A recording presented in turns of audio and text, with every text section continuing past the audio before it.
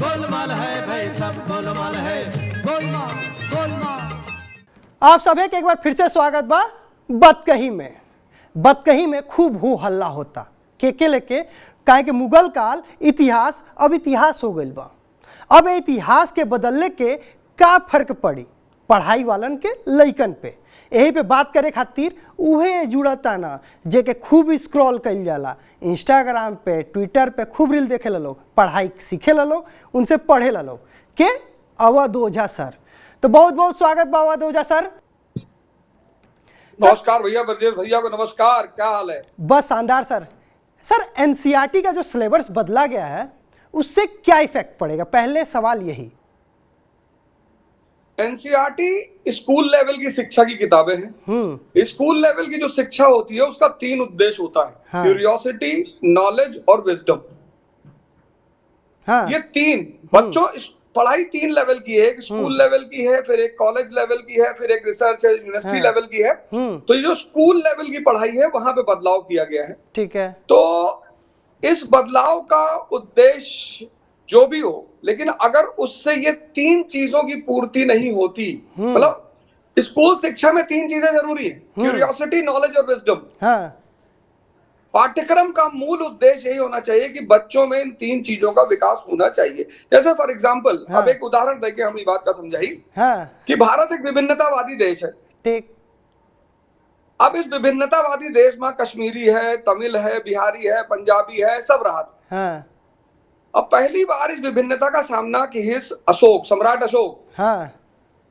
तो जब उसको इस विभिन्नता का उसने सामना किया तो उसने एक नीति लेकर आया, धम्म की नीति। माँ बाप का सम्मान करो, सन्यासियन का सम्मान करो, दान पुण्य करो, हिंसा कम करो। तो ओके, पूरा उद्देश्य रहा कि इस विभिन्नतावादी देश का कैसे बांधा जाए। अच्छा। मुगल काल में वही काम अकबर की हिंद तौहीद इलाही लाए के। तो अब एक है उद्देश्य का है कि जो भारत के बच्चे हैं, भारत जो राष्ट्र है, उनके बच्चों को ये समझ में आए कि देखो भैया, यहाँ विभिन्नतावादी लोग रहते हैं, सबको एक सूत्र में बांध कर चलना है। पाठ्यक्रम महत्वपूर्ण नहीं है। हाँ। महत्वपूर्ण है विजडम का विकास। अच्छा, एक बात और कि पाठ्यक्रम बदल दिया जाता है, अगर पाठ्यक्रम बदल दिया गया तो आगे आप तैयारी कराते हैं बच्चों की, कंपटीशन लेवल की तैयारी कराते हैं, तो उस पर क्या इफेक्ट पड़ेगा भी या नहीं? कंपटीशन में तो जहां भी चाहे मछली की आंख में तीर मारना हो, चाहे चिड़िया की। हाँ। कंपटीशन लड़ने वाला लड़का तो तीर मारेगा, उसके ऊपर कोई फर्क नहीं पड़ेगा। हाँ। उसको चाहे द्रौपदी को जीतना, भाई द्रोणाचार्य भी आईएएस की परीक्षा ले रहे थे, 5 भाई को बुलाए, 4 फेल कर गए। हाँ। तो पाठ्यक्रम के बदलने से कंपटीशन वाले बच्चों पे कोई प्रभाव नहीं पड़ेगा। हाँ। पाठ्यक्रम के बदलने से जो भी सरकार की मंशा, अभी तो पूरी तरह से मैंने इसको पढ़ा नहीं है कि उनका उद्देश्य क्या है इसके पीछे, लेकिन उसके पीछे जो भी उद्देश्य हो, कंपटीशन के उस पर कोई फर्क नहीं पड़ेगा। जिसको लड़ना है वो लड़ने के लिए तैयार है। तो मतलब हु हल्ला तो फिर इतना क्यों हो रहा है? ये हु हल्ला जो हो रहा है वो सही बा या गलत? ब्रजेश भैया, जहां भी धुआं उठी तो कुछ ना कुछ तो आग होबे करी ना। अच्छा, आग लगा तो धुआं अगर उठ रहा है तो कुछ ना कुछ तो भाई बात है। हाँ। अब जैसे कुछ लोग ही कहा थे कि अगर मुगल का खत्म कर देबो तो राणा प्रताप के महानता कैसे पढ़ेबो। बतिया तो सही है ना। हाँ। किससे लड़े भाई? खत्म कर दूं तो राम कहां बचे? भाई आप कहा तुम रावण का पृष्ठभूमि से हटा दिए। हाँ। तो राम खत्म। तो अब कहीं ना कहीं कुछ तो भाई इसमें बात में दम है। और सबसे बड़ी बात यह है कि बहुत सारे लोगों का ऐसा मानना है कि मुगल काल का जो पीरियड है, ये बड़ा इंपॉर्टेंट तथ्य मैं आपसे कहने जा रहा हूं। हाँ। मुगल काल का जो पीरियड है भैया, वो गंगा जमुनी तहजीब का बहुत ही शक्तिशाली पीरियड है। उसमें जो हिंदू मुस्लिम एकता का प्रसंग है वो बड़ा मजबूत हुआ है। तो कुछ लोगों का ऐसा मानना है कि ये जो भारत की एकता का सार है, जो उस काल में बहुत ज्यादा मजबूती से दिखाई पड़ता है, उसको बड़ा प्रभाव पड़ेगा। अच्छा, तो प्रभाव पड़ेगा, लेकिन आपके जो आप कह रहे हैं, एक वो एजुकेशन होता है जो हम किताबों में पढ़ते हैं, और आप इंस्टाग्राम पे सबसे ज़्यादा वायरल होने वाले एलिमेंट हैं, सबसे ज़्यादा आपको देखा जाता है, और आप ही के क्लिप को अलग अलग बना के लोग वायरल करते हैं। तो एक वो पढ़ाई है जो इंस्टाग्राम या ट्विटर या फिर कहा जाए तो व्हाट्सएप यूनिवर्सिटी चलती है, तो उस पढ़ाई पे क्या इफेक्ट पड़ेगा इसका?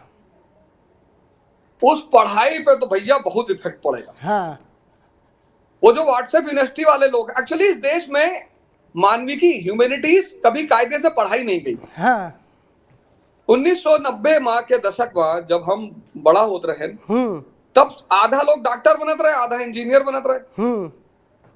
भाई मास्टर स्कूल में कहा रहे इतिहास पढ़ के नौकरी मिला थी। हाँ, लोगन का ही थोड़ा पता रहा कि इतिहास पढ़ के लोग राजा बनत है।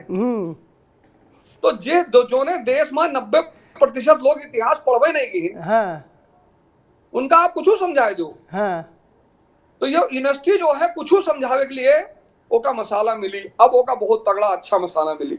नहीं, आप अपनी ही वीडियो जब इंस्टाग्राम और ट्विटर पे देखते हैं और अलग तरीके से जब पेश किया जाता है, उसको कैसा आपको लगता है तब? नहीं, ये तो सोशल मीडिया के बाली हैं। जैसे बाली कोई के आधी शक्ति छीन के ताकत बढ़ाए लेता रहा। हाँ, तो अब जे कहीं सोशल मीडिया पे भाई बहुत लोगों को व्यू चाहिए, सब्सक्राइबर चाहिए, तो उसमें जो सबसे बड़े नाम चल रहे हैं, हाँ, उन पर आप अटैक करिए तो आपके सब्सक्राइबर और व्यूअर बढ़ जाएंगे। वही हमारे साथ भी होता है। आप ही के क्लिप को काट काट के दिखाया जाता है, हमारे क्लिप को काट काट के दिखाया जाता है। मैं आपको अपनी बात बता रहा हूँ, मैं ट्विटर स्क्रॉल कर रहा था और एनसीईआरटी पे आप मुगल को कुछ बोल रहे थे, मुगल इतिहास को पढ़ा रहे थे, समझा रहे थे, तो उसको कह दिया कि देखिए अवध सर ये पढ़ा रहे हैं और उसको सरकार अब सिलेबस से हटा रही है। नहीं, सरकार भैया ऐसा है ना, जो भी ये भैया ऐसा है ब्रजेश भैया, हाँ, जब भी कोई अब चाइना में तो कम्युनिस्ट इतिहास ही पढ़ाया जाएगा ना। हाँ, जो सरकार सत्ता में आती है वो चाहती है कि उसके दर्शन को बढ़ावा मिले। अगर कल भारत एक कम्युनिस्ट राष्ट्र हो जाए तो सारी लेफ्ट विंग की हिस्ट्री आ जाएगी। हाँ, ये तो सरकारें बच्चों के सॉफ्टवेयर को तैयार करती हैं अपने दर्शन को मजबूत करने के लिए। ये पूरी दुनिया में होता है, कोनो नई बात नहीं है। हाँ, ऐसा नहीं कि कोई पहली बार हो रहा है। मतलब शिक्षा एक बहुत बड़ा माध्यम है अपना एक बहुत बड़ा तबका तैयार करने का। तो सिलेबस चेंज करने का मतलब ये होता है कि अब देश में नया दर्शन चलेगा, वही आपको पढ़ना पड़ेगा, वही मानसिकता लेकर आपको बड़ा होना पड़ेगा। सर, इसी सिलेबस में नाथूराम गोडसे का भी जो पैटर्न चेंज हुआ है, उनका ब्राह्मण शब्द हटाया गया है, इसको आप कैसे देखते हैं? नहीं, ब्राह्मण शब्द पे तो भाई अब जैसे हमारे संघ के अध्यक्ष जी है, क्या नाम है, मोहन भागवत जी है। हाँ, तो उन्होंने एक बार कह ही दिया था कि भाई पंडितों ने जाति व्यवस्था बनाई और ऐसा किया वैसा किया। हाँ, और जबकि जहां तक मैं जानता हूं, जहां तक मैंने इतिहास में पढ़ा, जिसको मैं सिद्ध भी कर सकता हूं कि जाति व्यवस्था तो जजमानी व्यवस्था की देन है और सामंतवादी व्यवस्था की देन है। जाति व्यवस्थाएं कोई बनाता थोड़ी है। हाँ, अब पश्चिम में, यूरोप में, वहां भी तो सामंतवाद था। फ्रांस की क्रांति किसके खिलाफ हुई? सामंतों के खिलाफ ही तो हुई। तो आज वहां का आदमी ये थोड़ी कहता है कि हमको पोप और पादरी ने परेशान किया। अब ब्राह्मण शब्द के हटाए जाने के पीछे उनके जो भी मंशा हो, वो तो खैर जब अपना एक्सप्लेनेशन देंगे, सरकार अपनी एक्सप्लेनेशन जब कोई चीज करती है तो उस पर अपना एक्सप्लेनेशन देती है। लेकिन ब्राह्मण शब्द हटाया गया है तो कहीं ना कहीं कुछ सरकार की अपनी मंशा होगी, जो भी हो उस पर कुछ मैं कह नहीं सकता। ठीक, जो बच्चे तैयारी कर रहे हैं, जो ये एनसीईआरटी में पढ़ते हैं, अवध सर आपको सुनते रहते हैं, देखते रहते हैं, हमारे मंच पे उनको अगर कोई मैसेज आप देना चाहें तो क्या देंगे? तैयारी करने वालों को सबसे बड़ा संदेश यह है कि आप 4 चीजों का विकास करें। ये पढ़ाई और तैयारी दो बिल्कुल अलग अलग शब्द है।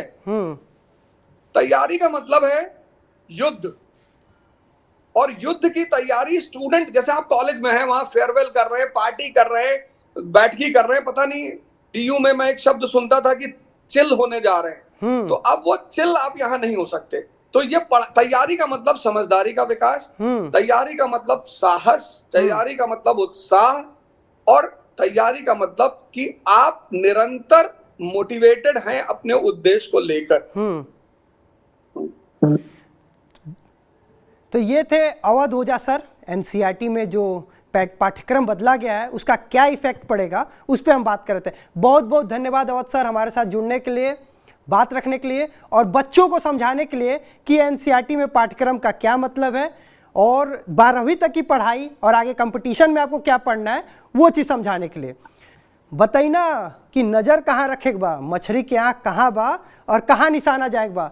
भाई वही जा नज़र बनैले रखा लोग और दूसर का नज़र बतकही पे रहे।